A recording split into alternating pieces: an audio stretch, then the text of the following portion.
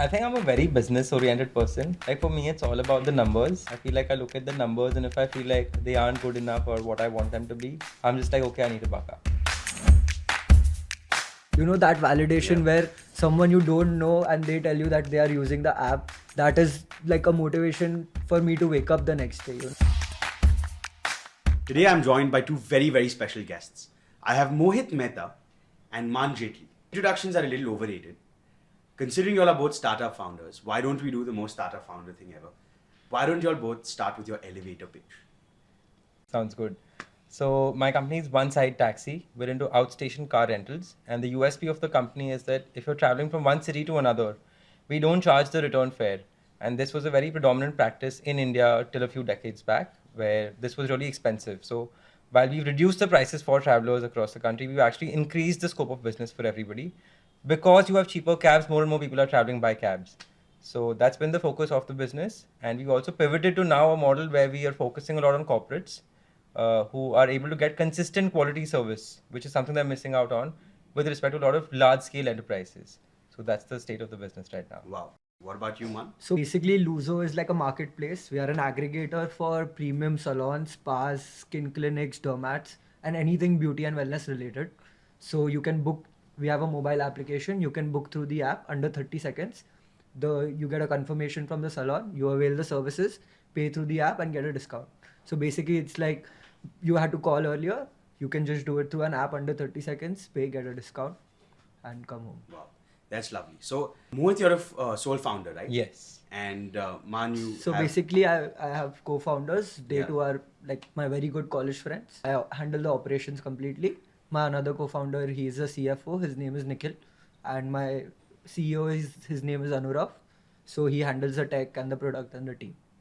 The topic for today that we're here to discuss is solo founders versus co-founders. Because a lot of people, when they're starting out, right, are quite confused that should I venture out in this alone, right? Should I get co-founders?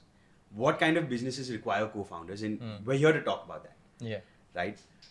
So I just want to start by asking you all a little bit about, so Mohit, did you ever consider getting a co-founder on board?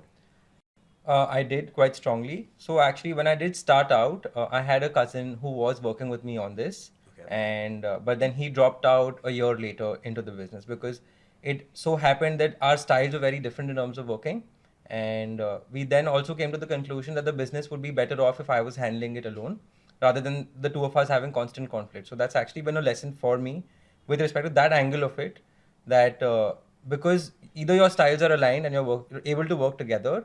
But if you are in a conflict about your working styles, it's better for one person to run the show rather than two people having a conflict about it. So, yeah, but I still do feel like I have been in a situation where I feel like having another co-founder will be better for me because I can't handle everything, right? Like I'm great with the marketing, with the sales and the operations, but I'm not good at all with tech, which is why also we've struggled with tech, honestly. You know, we've not been a tech forward company. We've not focused that much on tech. And I think the business would have been at a different place if we would have been able to focus a lot more on tech. Correct. When you talk about different working styles, what exactly does that look like? Like, could you give us a...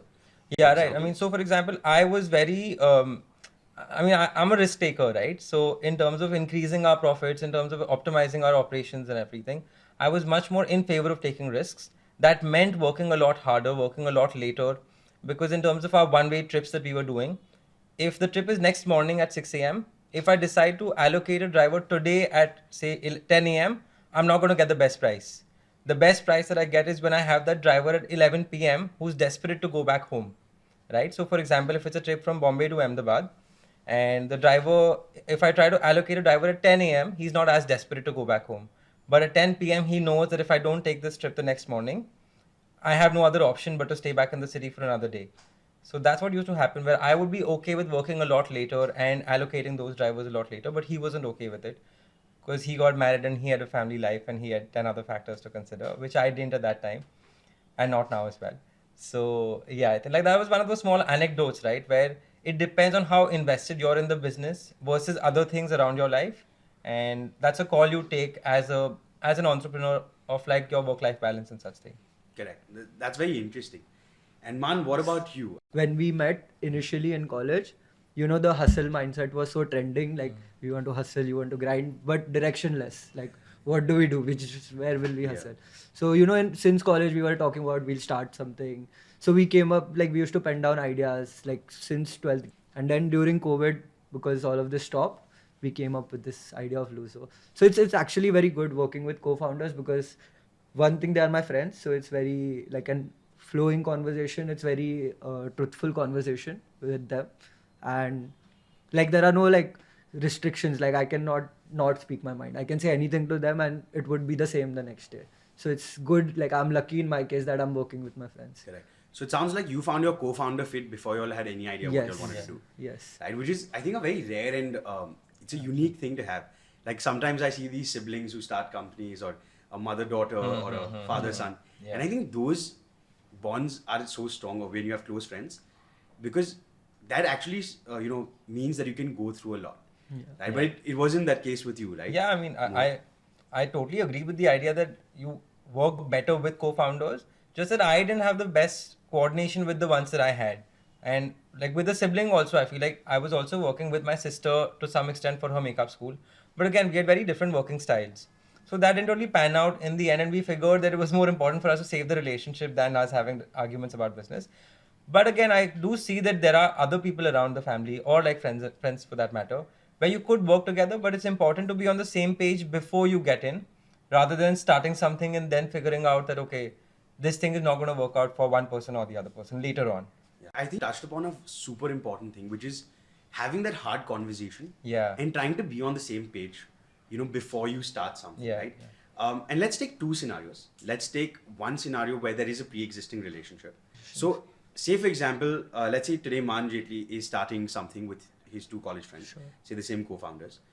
How would that hard conversation look like, in terms of setting the boundaries, setting the working styles, as Mohit said, ensuring that you all are aligned, because also a startup's a really long road, right? You're in it for the long haul, especially as a co-founder. So how do you have that conversation with them? When we knew each other, we all three knew that we have certain aspects that we are good at. Like basically, I'm not good at math or tech. So I am a people's person. So I'll go handle all of these salons, managers and all of that shit. So I'm like a people's person. So I knew like it was, as you said, we found the founder fit. So we knew that we all three, one is a finance guy, one is a ops guy and the other is a tech guy. So we all knew that, we had our directions initially set. So it was very easy for us to segregate it. It was not a hard conversation. In fact, that was the first conversation, that you do this, you are handling this and you are handling this. So as soon as it was segregated, now it was up to us how we run our teams and then how three of us amalgamate together. So I'll tell you the ideation thing of it, where we ideated it. So it was like just in the peak COVID times. So what happened during COVID? So my mom is in the salon industry itself. So she has the first franchise of B Blunt in Mumbai, or anywhere as a matter of fact. So she started it in Worli. And then just before COVID, I used to go sit on the floor with her, manage the salon and everything. And then we decided, let's start two more of our own. So we started that, and then COVID hit. So we had done the down payment, we had leased the place, everything was done. But then unfortunate events happened. So at that time, I met my friends, was sharing with them the sad story that this has happened. So they were like, okay, that was the eureka moment actually, when I was just, blurting out to them that this is happening, and they were like, okay, there is no such app, there's no such service, there's nothing for a thing like this. So that's when the flow started, and that's when we knew that, because my mom being from the salon industry, I having some salon contacts, so we knew that at least one thing is sorted, where we have a way to go. That's so interesting. Yeah. So Mohit, what about you? So two parts to that question, right? First, how do you have that hard conversation, and what was your eureka moment? Yeah. So I think about the hard conversation, I think exactly what you said, right? In terms of segregating what each person's like specialty and responsibility is. And I think that's the most important conversation. But, I had like a follow-up question to what you said. Sure. And which is something I also sort of faced. That, okay, fine, my responsibility is operations. Your responsibility is marketing. But what happens if you're not doing a good job with marketing? Like in my opinion, how do you, that's the difficult part of it, right? And that's why I had my differences with my former co-founder, where it was like, okay, I didn't think he was doing something that I wanted him to do. And because of that, we had like difficult conversations later on. So how did you guys have that? And So actually it happens, like not everyone has the best 100 on 100 days. Right. There might be some days where I might be lacking, where I Yeah. might not have replied to a certain people. Yeah, right. So there are hard conversations, and we have accepted it that if we are in a space like this, there will be some days where you will have to face the wrath of the other person. Yeah, right. So actually we are very comfortable with each other when we are telling that you are shitting. Yeah, Don't shit. right. Yeah, We can say it to your face. Like, yeah, that makes sense. I think Yeah. that comfort zone is very, very important Yes. with respect to that. And with respect to my Eureka moment, honestly, the first thing, the inception of the business was right with the fact that we were paying return fares on all of these routes, right? So that was the inception of the business. But I think my personal Eureka moment has been the pivot of the business when we decided to start owning cars. So what actually happened with that was I had about 3-4 cars in Bombay just for fun. I was like, okay, I'll keep it limited to that, right? One second. So what do you mean you have 3-4 cars in Bombay just for fun? Could you elaborate on that a little bit? I mean, we had a client base already, right? We were outsourcing all of it. We were outsourcing way more, like 30-40 times of the number of cars we had on a per day basis. And I always liked the idea of keeping it asset light. It sounded cool, right? Everybody was like, oh, Airbnb is so cool, Uber is so cool. All of these companies are asset light. And it is also way less stressful to keep it asset light. But then what happened was one of these drivers, he came up to me and he said, sir, you have so much business with you. Why don't you take my car and you drive it? And I was a little reluctant at first. I was like, why is he giving his car to me to run it and all? But then I was like, okay, fine, I'll take it from you. And then I started realizing how much more money you make if you control the asset, how high your margins are, how much you can improve on your quality control and everything. And that's when the business model completely changed and I started buying cars because I saw that like a say 10 lakh rupee asset is making 50 to 60,000 rupees a month, which is 5 to 6% ROI per month, right? And these cars don't appreciate as much because they're very high demand cars. So then that's when I was like, oh my God, if this driver is guiding me to the fact that I should be buying more cars and I'm seeing this is making so much more money, why don't I go into it head on? And then that's when the business completely changed and I was like, okay, this makes complete sense and I'll go ahead with this. Say, for example, you've just graduated from college, right? You have a lot of friends or you may not have a lot of friends, but you're not in a space where you want to start something with them, right? You have a great idea and you're looking to find a co-founder, right? How would you go about finding a co-founder if you don't already know them today? Then the next step would be us having the same perspectives and same views on the industry and how ethically we want to run our business. Like, what is the goal of the business? Is it money? What is it? Our goals have to be set aligned first. Like, if it's just money, then it doesn't make sense. If it's to build something substantial, then it makes sense. So if the thoughts align on the same wavelength, I think I will really be helped in any business that I want to start in life with if I have a tech person with me. So I think I should really explore those communities a lot more, which I haven't at all. And but again, I feel like there are 2-3 layers to it, right? One is being aligned with the person, one is having the same thought process and everything, but the reality of the work ethic of the person does not come through in those first few meetings. The reality of that person comes through when you have difficult times, when they are feeling lethargic, and then you see how they respond and how like committed they are to the business. So I don't know how anyone would really assess that in terms of going ahead, because it does happen, right? You feel like, oh, we're so aligned, let's go ahead, let's start, we're going to have a good time. But the reality hits and that person slows down a little bit, or even you slow down a little bit. That can happen both ways. Yeah. Have you guys ever heard or tried any of these online tools like the Y Combinator co-founder match or, to find a co-founder? Right. I have never tried any of these, but again, I feel like that's my fault. I should really try these kind of portals because I feel like with the kind of skill set that I bring, I will connect with the kind of person who wants to build something as well. But I should actually. I haven't tried any of this. And in fact, again, a lot of it depends on your circles, right? I feel a lot of my circles are, like, say, close family members who are running great businesses, but who aren't running great tech businesses. So you're not only pushed towards that also, you stay in Bombay with your family, you're in a comfort zone sometimes, you don't feel like getting out of it that much. And then you end up focusing on the short-term goals of, say, the business doing well as of now, but not building something great for the future. Also, like, I was wondering, like, now you have started this business, it's been 6 years? Yeah, 6 years now, yeah. Now for you to get a co-founder will be so difficult. No, because it'll be like it's your baby, right? So you will be like, why are you taking a decision regarding my... So, like, has that thought arisen? So, I mean, like, see, if somebody was to come on board now, maybe we don't have the co-founder tag for them after the business has been on for like 6 years, but a senior level person basically. But for me, they're a co-founder for all I care, because if they're bringing that expertise which has not existed in the business to date, then they're a co-founder from that point on. No, like if they are doing something which was not a part of my business at all. So in many ways, you're saying that you could bridge the gap later by hiring. I could, but I feel like the kind of skill set and the drive that I want doesn't come in from a hire. It comes in from somebody who also feels like they have much more to gain in the long run. Even honestly, with my employees also these days, I give them the option that you guys buy cars and invest it into the business. And I'm going to give you all much more so that you all are way more invested in the business, because there's only so much that I can increase their salaries. And there's only so much that I can ensure that, they are committed to the business for the long run. So I've given this option to all my employees as of today that you all buy a car, and I just want you to buy it in your name so that you're committed fully to it and you all don't feel like you all can like run away from it or something. But I want them to grow, because I've seen this right around us. Like there's somebody I know who runs a big offshore company in terms of like getting offshore companies from abroad to invest in India, like to lay down gas pipelines and such things. And that person has made sure that, and his company has grown like 100x in the past, like say 10 to 12 years.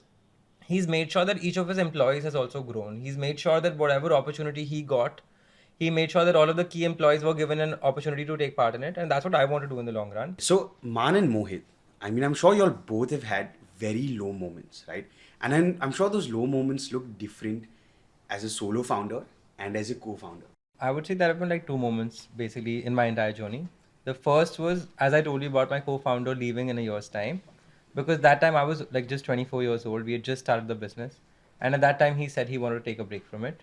And at that time I had no direction whatsoever. I had just gotten into it and he said he wanted to leave, and he was handling a lot of the existing clientele and focusing on the things that were already established. And I was a lot more driven about trying out new things. But when you have an established business, you have to take care of what is already in hand. So that was a big low point for me. And I was really scared about it because I didn't know what I was supposed to do, if I was going to be able to manage, if I was going to be able to take care of the team and all of the people that we interact with. But then again, as time passes, you get a hang of things. You just have to be patient in business, I feel. And that was my learning out of it, that I'm not going to have a solution to it right on the day itself. Just be patient, go through your motions and go ahead with it. And the second moment, honestly, I feel like before I pivoted, right, we didn't have as much control over things. And as a person, I found it very demeaning when I was informed by my corporate clientele or like existing clientele about the fact that the services weren't good enough, because like we focus very heavily on reviews, and even today like we're one of the highest rated services in Bombay. And when you get that kind of negative feedback from clients, and you're sort of berated sometimes, because ultimately when the call comes to me, they've been through 2 to 3 layers of like feedback, and there has been an experience which they haven't liked at all. And then that's when I was like, okay, this is enough. I don't want to go ahead with this anymore. I need to stop this completely. And that's when I was like, I need to change things up. So that low point was a phase. It wasn't like a one-day moment when I was like, I need to change things. It just so happens that I'm from the kind of background where it wasn't necessary for me to get into it. It was more out of choice that I wanted to do business. And because it's something that I really liked and enjoyed. Like during my second year of college, I worked on this business just a little bit, and I was working for 18 hours a day without a sweat. Nobody had to tell me to take care of this. I just used to get up at like 7 a.m. in the morning, sleep at 1 a.m. at night. And this is while we were at National Law University. Yeah, while I was at National Law University. I'd come to Bombay for like a 2-month break, our internship breaks, right, that we used to have, and I loved it. I absolutely loved it. I was like, this is what I want to do. But obviously I was coaxed by my dad to like complete the degree, not leave it just in the middle of it. So yeah, this was always in the back of my mind that I might want to get into it later, but I wasn't so sure about it. But then like when I did come back to Bombay, I first worked on the makeup school and then I got into this. So yeah, but again, like as I was talking about how I'd never needed to do the business, right? And I think that's worked out both ways for me, in the sense that it's been great that I've been patient with it and I've had the bandwidth to take it forward slowly. But also that like when you talk to people, you're not desperate for business, right? And that gets you a lot more business, I feel, in the long run. Okay. Wow. Because especially when you're dealing with high profile people, if you're too needy for the business, you don't get it. And this was something that I learned when I was working with my sister on the makeup school. We were talking to like the most high profile makeup artists of the country. You can't be desperate for business in front of them. That you have to give the other person a value proposition of how you're going to improve their life by them dealing with you. The low point that I was talking about, right? Yeah. Because I had time on my hands, I wasn't too desperate to get all of the things sorted right then and there. This business has grown today because of the fact that I had time to grow it. If I was so desperate to grow it right away, it wouldn't have grown to where it is today. So yeah, I think just having time, being patient with things just helps in life generally. That's been my learning curve with respect. Co-founder disputes are one of the biggest reasons why Yeah. startups also go down, right? Yeah, 100%. Brings me to Man. Yeah. I'm sure you've had some times when you felt like punching your co-founders in the face. Every day. Every day. Yeah. Oh, wow. You know that they are going to be watching. Listen to this, guys. So why don't you tell us about one of those days where you felt like beating the crap out of them? So it's not one of those days. I didn't feel like beating the crap out of them. I'm joking about that, but बोलना पड़ता है. करना पड़ता है. But yeah, no. So there are so as I told you, we handle 3 different sections. So sometimes there are some things related to my operations that I know thoroughly that the other 2 won't know. But sometimes if I bring it to the table that, hey guys, I need this, I have to go through a lot of explanation to show them that this is needed. So that takes up a lot of time sometimes. And if there is if I'm doing operations and I need a certain hiring, if I need to hire someone to do a certain kind of job, and my co-founder Nikhil, he's my friend, he's Sindhi, he's Chindi, and he will not at all shell out money. He will keep a count till decimals. So it's very difficult to convince him why a certain hiring is needed. So that was one of the conflicts that we faced, where we were explaining that we need to hire someone, but he was not ready to shell out a certain amount of money for that. But he was correct on his part, because at that time we were kind of worrying where do we allocate our funds. And there are conflicts every day. And on every day, we 3 sit together in the same cubicle. So there are going to be conflicts. But I think the success of a startup depends on how quickly we resolve those. So it also sounds like because you have co-founders, there's also increased accountability to each other. So you can't exactly slack off.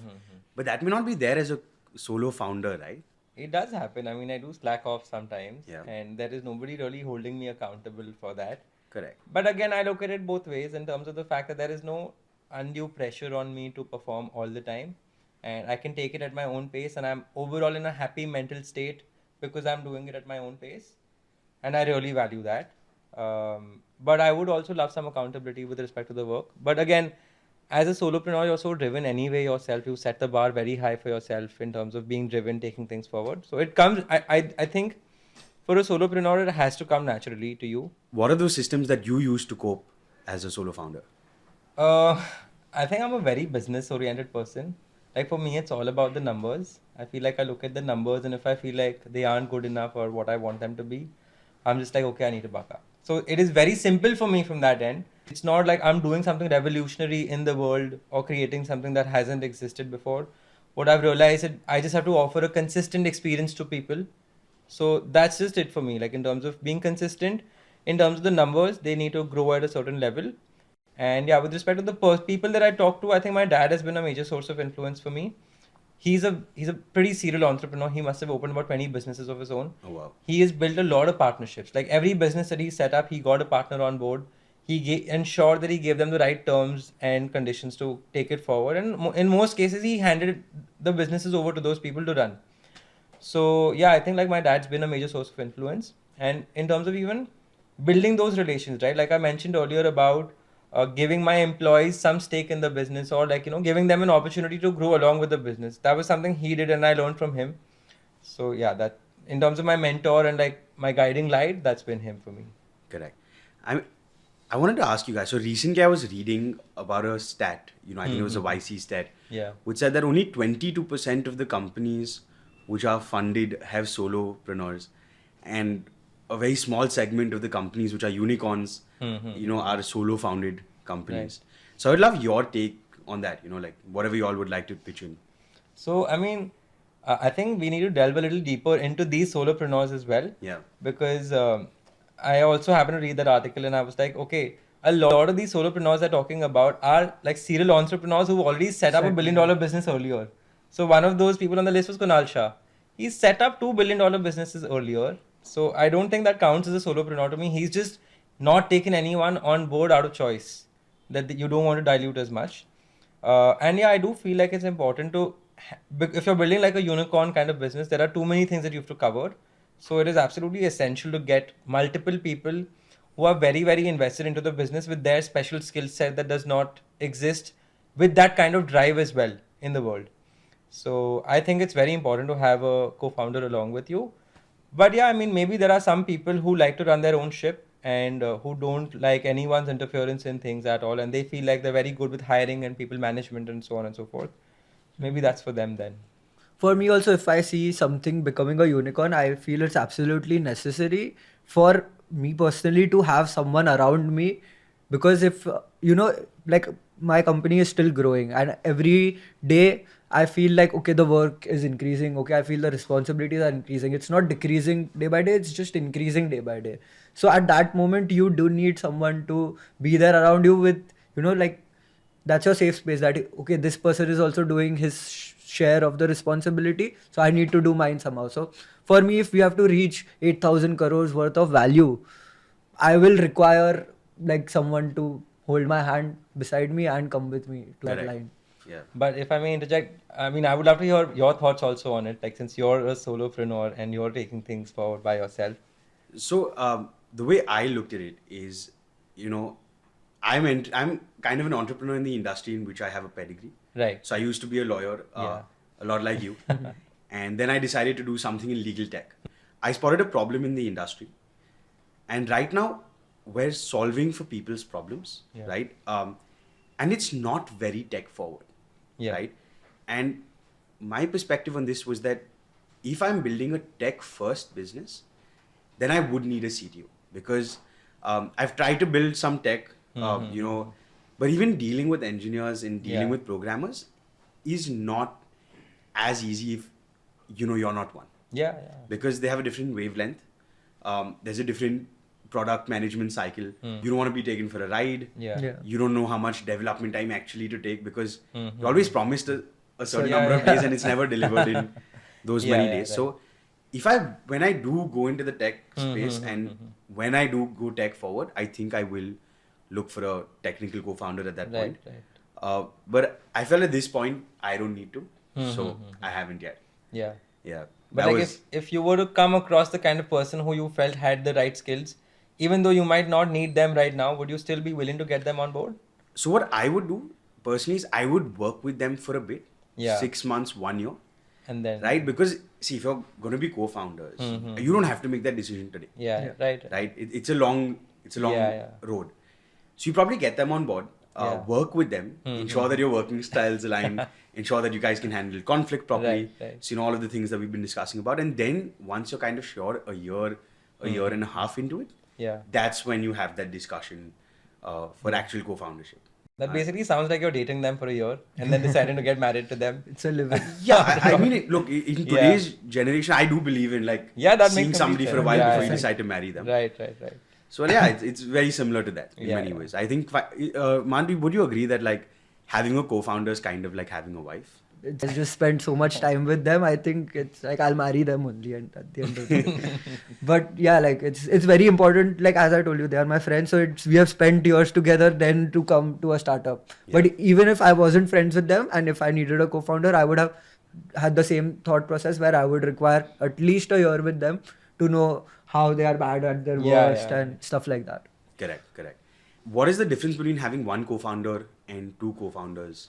So actually the scope of our startup Luzo is actually we are entering into an unorganized industry. The salon industry in India is very unorganized. Like half of it is not even like, it's in the outskirts. People work on book and pen.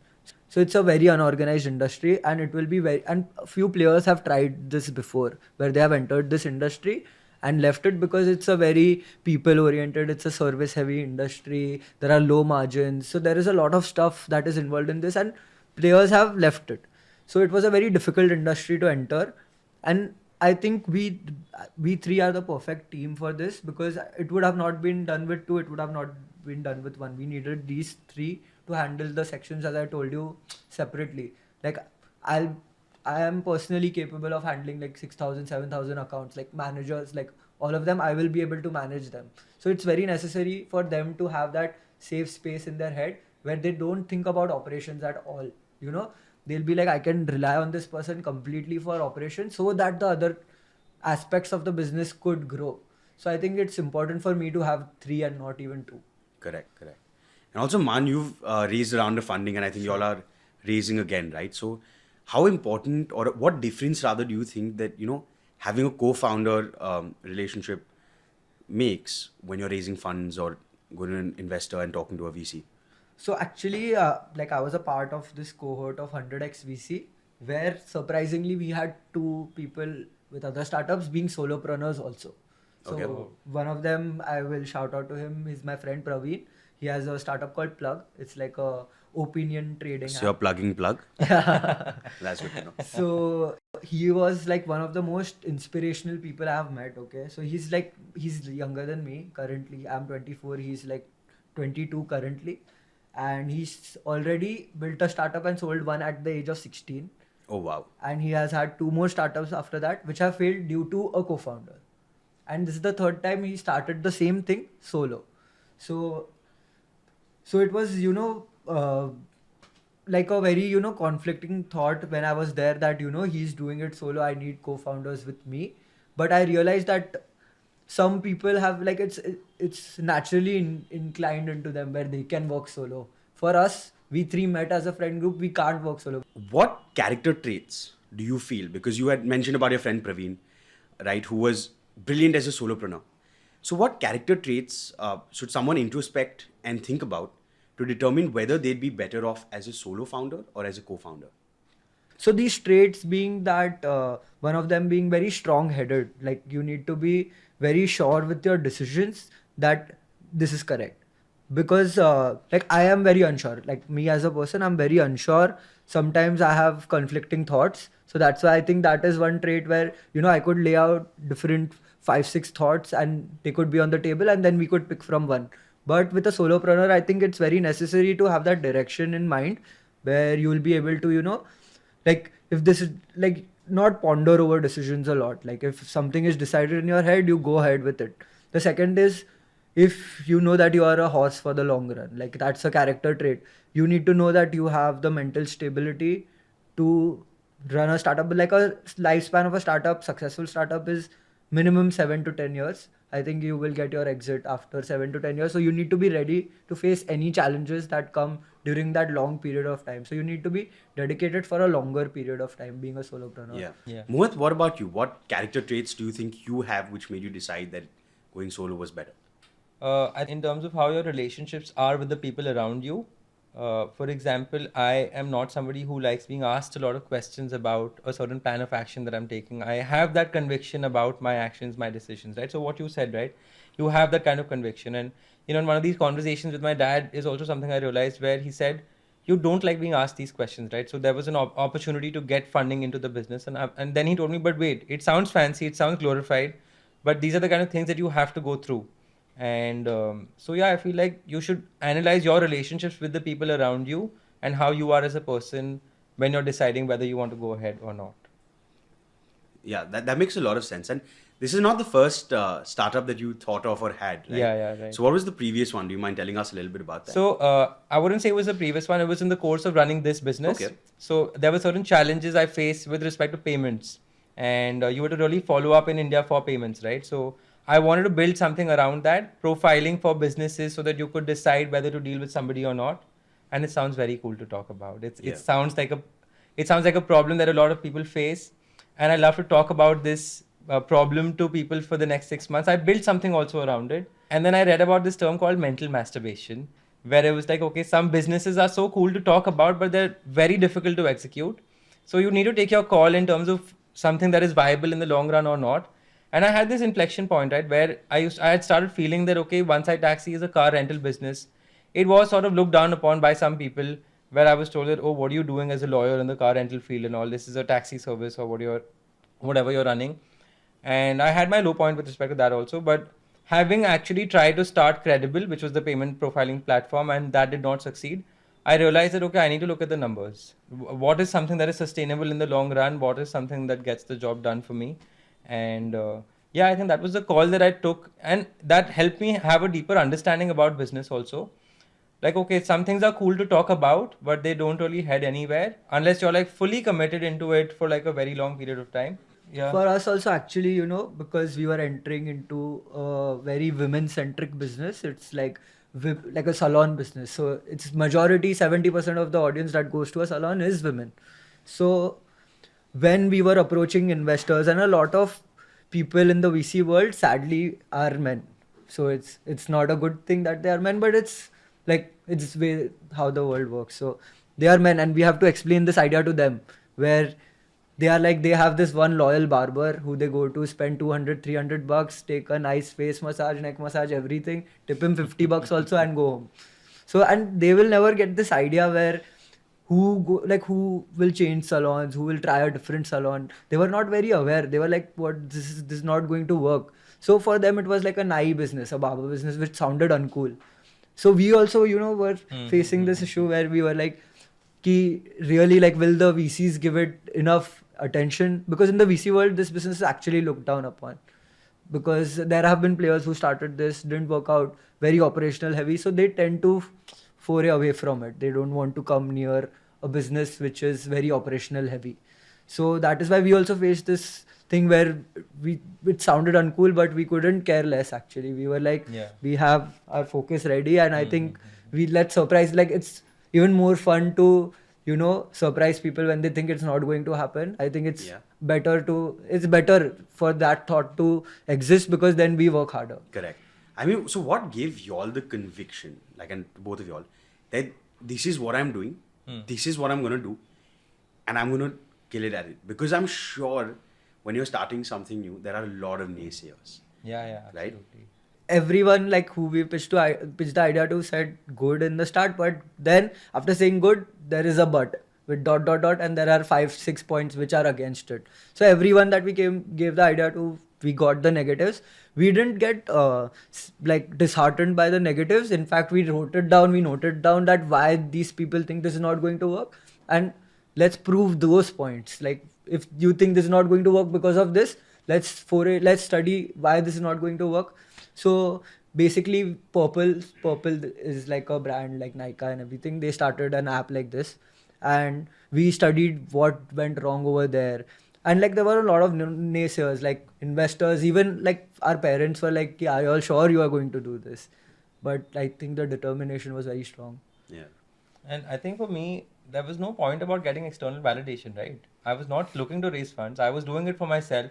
I saw the numbers are good enough, and I was like, I'll go ahead with this. So the fact that I was not looking to raise funding at all worked in my favor. Yeah. Where I was not seeking validation from the kind of people who did not have the same interests as my interests were. Because for them it is if you can grow it 1000x. For me it is if I can grow it 10x to 50x. Because I am looking at it as an individual return rather than an outsized return for a lot of people. Correct.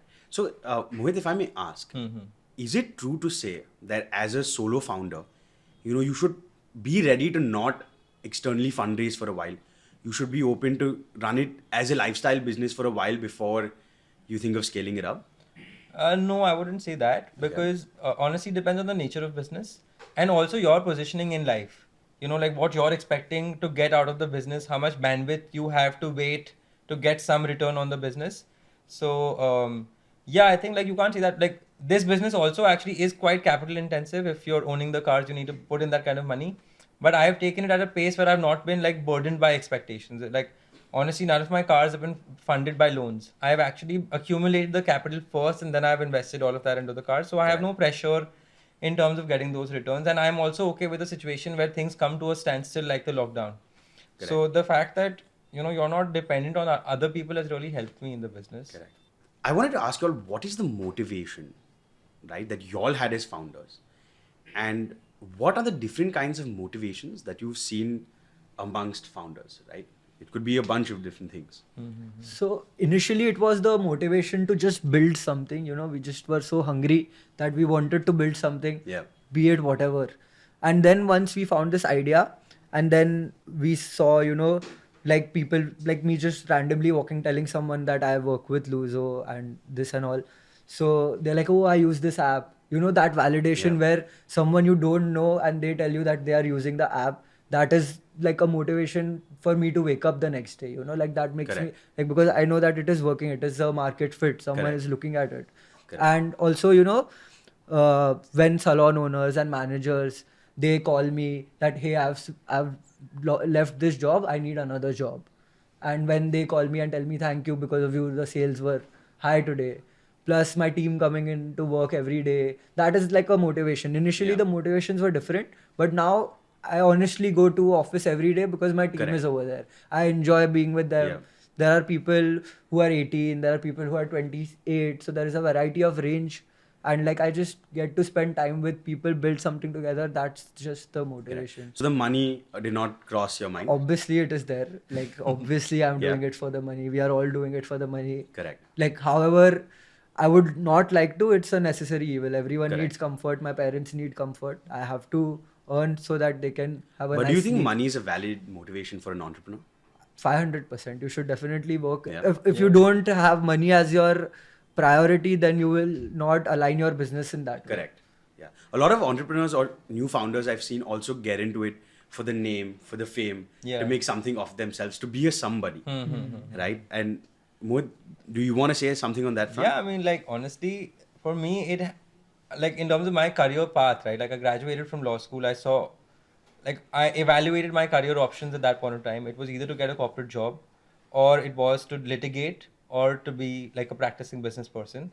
And then, like, when I compare it to a corporate job, I was like, I'm going to have to give these guys 12 to 14 hours of my day. Like, if you're working in a law firm, I'm sure you know your friends and peers who do that. Yeah, I've worked at a law firm. You worked at a law. So you know the grind, right? You know it's 12 to 14 hours a day. And honestly, it was an evaluation of the return on investment of my time. If I am giving somebody 12 to 14 hours of my day, I was like, I'm going to make a lot more if I give this to a business that I run myself. And that was my first motivation, honestly. It doesn't sound like the cool thing to say. Everybody first wants to talk about what value you're building and what is happening because, like you did. But I think, for me, it's been a numbers game all in. So your motivation was that I will make more money working for myself than for somebody else. I will build my best life working for myself. Correct. Because it also gives me freedom, right? Yeah. I can go play paddle on a Monday evening for that matter, because I have delegated responsibility. I am not answerable about submitting a document which the world does not care about, which the world will go on if that document is not submitted that night. So the freedom and the money. I think it was both the things for me. I saw Maan shaking his head when you were saying that I can do what I want when I want. So Maan, what's your experience been like? So for me, I can't do what I want whenever I want, actually, because my startup is such, like, it's growing. So when it's growing, when I need to show 20% month on month, I can't just like be like sitting. So we work on weekends as well. And like, so it's very different for me because we are a growing company and we need to prove to someone that we can get our value up. Has this ever gotten to you? Has the amount of work or, just the responsibility gotten to you at a point where you're like, I want to quit? 100% it has gotten me, and that is the time when I need to think, what am I doing wrong? Because if it's getting to me, I am doing something wrong, my process is not correct, and that leads me to automate my process. Initially, because we are like working on a small shoestring budget, like we don't have like loads of capital to work with, so we need to keep a very lean team. Correct. So we need to keep not more than 15 people because we need to pay them monthly, right? So we can't have like a huge team. So everything operational related was over me. Like I was handling 400 salons, they are calling me. So their accounts, if there is any reconciliation to be done, if there is any GST issue, any customer issue. So all of it was forwarded to my phone initially when we started it, because we didn't think it would grow so much. So that there was a point where my phone was just constantly ringing, and now also I have this problem where if my phone is away, I think it's ringing. I just have this in my head, that I think there's some notification, what is happening. So that is one of the tipping points where I was like, okay, maybe I'm going wrong. I need to set up a process where this flow of events should be very different. So like I was telling you about how I get so many calls and so many notifications, and like it was just getting very hectic. Now I want to talk about something a little darker, a little deeper. Let's talk about conflict. So I'm sure, Mohit and Maan, both have dealt with conflict being founders, internal and external. So I'd love to know like that 1-2 conflict stories which just, stay with you. And how did you resolve it? Basically, we work with GST. Like we have to get, like GST is a very important component in our business. Correct. Because whenever the customer is making a payment through the app, they have to pay GST because we fall under the bracket and it's a thing. But there are so many salons that are non-GST registered. So we were having a problem how could we tackle this, how can we work with them. And also with the GST registered salons now, the problem is that we need to get input credit. Like basically correct. input credit is something that if we are paying something to someone, they need to file it ahead to the government, right? But sometimes they are not able to do that, they don't do that, and at that time the GST bracket of ours get increased and we have to pay GST irrespective. So it was a very big issue where we had to become legit recovery agents instead of startup founders. We had to send guys to some places ki bhai karwa de yaar, like. Correct. So that was one of the conflicts that we had to resolve. Yeah. Wow, that's a very interesting story. Right. What about you, Mohit? So, I mean, I also faced a lot of external pressure when I had really started out because we were undercutting prices a lot, no? All of these people were charging return fares and we were charging one-way fares, while we were actually helping them make more money than they were with the entire business model. But they started feeling defeated by it. They used to call us, they used to start posting 1-star reviews on our listings and be like, okay, this service is not good, don't hire from them and XYZ things. And I was really freaking out about it. I was like, how do I deal with all of these people? But then I was like, okay, wait, I'm going to take a firm stand. I then went to the police station. I filed a defamation complaint against them. And then once I filed that complaint against them is when all of them really backed out because they did not know how to deal with the law. So it can, conflict can always end up two ways, right? You can either back down and fall into a corner, or you can stand up to it and decide to take a stand against something which is objectively wrong. I am not doing anything wrong to them. They're just salty about the fact that the business is creating value for people. So that was a big lesson for me. And the bigger challenge for me was at this time my co-founder had already left and I was like a 24-year-old kid going to the police station to file all of these complaints and all.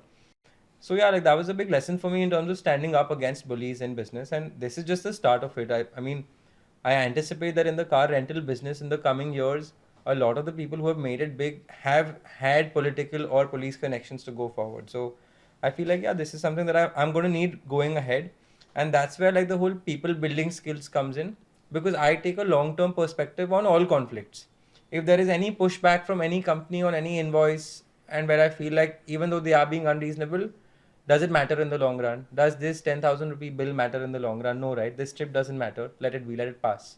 So that I really like the fact that I've adopted that approach with respect to conflict resolution. Don't look at the short term. You will just grow if you have that long-term perspective. If you give people something they're not expecting, if they also know they are just pushing back for no reason, just to have that upper hand. And once you give that to them, then they are actually having the underhand on that, because then they feel like they have nothing else to say after that. So yeah, I feel like conflict resolution, I think it overall helps to be the larger person than to fight over petty things, and that approach has really helped us. Yeah. So conflicts also happen with customers. So we deal with so many customers on a daily basis. We do around 300 appointments every day. It's not possible all of them will go perfectly. There might be some issue with the manager, some issue with the slot, some issue with the service. So we had to kind of set up a separate call center to handle these issues as well. So there is a dedicated team who's just handling all of these customer conflicts, the conflicts with the manager, slots unavailability and all of that. The last thing I want to talk about, right, with you guys is something which is very personal to me. And that is the journey of a founder. And to be frank, even if you have co-founders, I'm assuming it's like this, but it's very lonely. Yeah. Right? You always have to put up a front in front of customers, in front of clients, in front of investors, in front of your team. You are the bastion of the vision going forward, right? How lonely does this journey get? And how important is just talking to other founders, to this? I think it does get very lonely because who else do you talk to about the ins and outs of the business on an everyday basis, right? Even when you're with your friends, you don't want to talk about the nitty-gritties of your daily functioning with your friends. It's just too much to handle on an everyday basis. But sometimes you just connect with the kind of people who are either doing something similar or who are doing some sort of business. So I have actually recently connected with somebody who's 3 to 4 years younger than me. His family has been in this business for the past 20-25 years, and now he's also getting into it. And while he's in the US, he's studying right now and all, but he's somebody who just really looks up to me. And he's been a big motivator for me that way, that okay, we connect, we talk about our problems and challenges and ways to solve them and everything. So just having somebody else to talk to about even basic things, that's the smaller picture of it. And then the bigger picture, I would say, is in terms of learning from other people, right? There might be some things that I might be doing good with my business, so for them to learn from it and for me to obviously learn from them, about what they're doing like correctly with their business. So having that community is very, very important, I feel. And I feel like everybody grows in that community. It's not like one person grows and the other person goes down. So I feel like that community is very, very important. And I think like what you're doing with the Law Yantra community, you're getting people together who are founders in Bombay. I feel like that community does not exist for younger people. You know, mostly there are like seasoned pros who either been like high level employees in companies and then they've started their businesses. So they are one community. But I feel like there's nothing for like young founders or new age business people who aren't traditionally from that community. So like kudos to you for that. Thank you. If you could just like give people more insight on what you're doing. Absolutely. That. Yeah. We'll go to Maan and then I'll Sure. talk about that a little bit more and how you guys can be part of it if you all want to. Sure. So basically, when we started our journey, the salons were not on board, right? We had to onboard them. So we had to go door to door. We had to just roam every gully in Thane, wherever, in eastern part of Bombay, wherever. We had to go to a lot of places. And I thought we were doing a lot of hard work. Then I met this cohort of 100x VC where there were 25 other startups with me. And I realized someone is a dad, someone is raising a family, someone we all like were in the same boat, but like individually having so many different lives. And I thought that I am in fact getting it easier because I don't have some responsibility. I think I can back on my parents. In fact, I don't have to look out for someone. But there were people who had 2 failed startups and they would have more insights than what a successful startup would give me, right? If I'm a growing startup, what failed would give me more advice than what's not failed. And like in that cohort, there were like people who are on their 3rd startup, who have quit corporate. So like it was very comforting for me to be a part of that community, knowing that I'm not alone. So it's very great that you are also building something like this in Mumbai, because wherever I tell people that I am a startup founder, they're like, oh, why are you not in Bangalore? I'm like, I live here. I want to be here. That's why. And Mumbai is not a bad place to build. Exactly. Right? Mumbai is a great place to build. Yeah. But what it lacks is the ecosystem. And that's what I felt. I remember when I had come back from the US and I was absolutely by myself. I didn't have a team. I didn't have anyone else to talk about this. I was in my head. I was thinking about the idea. I was brainstorming, probably just made my first couple of hires, just started working on an idea. I was probably getting about 2 hours of sleep a day. Yeah. Right? It was anxiety inducing.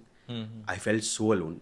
And then I happened to spend a couple of, weekends in Bangalore and they changed my life because just a bunch of people who are doing the same thing or have been recently through that same journey coming and saying, listen, you're actually on the right track.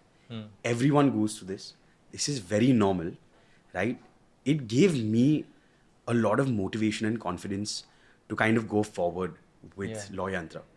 And that's why to try and create a microcosm of that ecosystem in Bombay, we thought that creating Law Yantra Founders Club would give founders, creators, and anybody, who is even possibly thinking of becoming a founder to kind of get a safe space where they can let their hair down, where they can chat informally. It's not networking. Yeah. They obviously find a lot of collaboration opportunities, a lot of mentorship opportunities. But the idea is just to have that safe space once in person, twice a month. And that has been a great value add for a lot of the founders. And we can see their enthusiasm. And a lot of them have actually volunteered to be part of the membership committee, to plan events. So, that is very heartwarming. And we really want this, this Bangalore ecosystem to not just be in Bangalore, because it's 2024, guys. Yeah. Yes. And I think it's high time Mumbai had, a safe space for founders. 100%. Yeah, absolutely. And there's a lot more to it, no? It's just not getting together. Just listening to people talk gives you so much comfort. And like you said, knowing that you're on the same ship, doing the same things, it's way more important than anything else. Absolutely. Just that peace of mind at the end of the day that it's okay.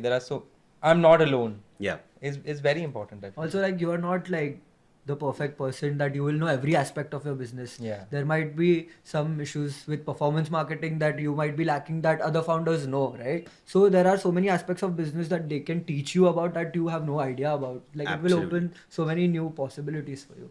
Absolutely. So that brings us to the end of this podcast. Thank you so much, Mohit and Maan, for joining us. And I hope that for all of y'all listening, this has been a great value add. And hopefully if you are one of those people who is thinking about, should I start my venture solo or should I first find a co-founder? I hope that these insights have been useful for you. And if you want to be part of the Loyal Entre Founders Club, please look at the link in the description below, apply for membership, and the membership committee, which comprises of Loyal Entre Founder Club members, will review it and get back to you shortly. Thank you, everyone. And it's been a pleasure hosting you all. It's been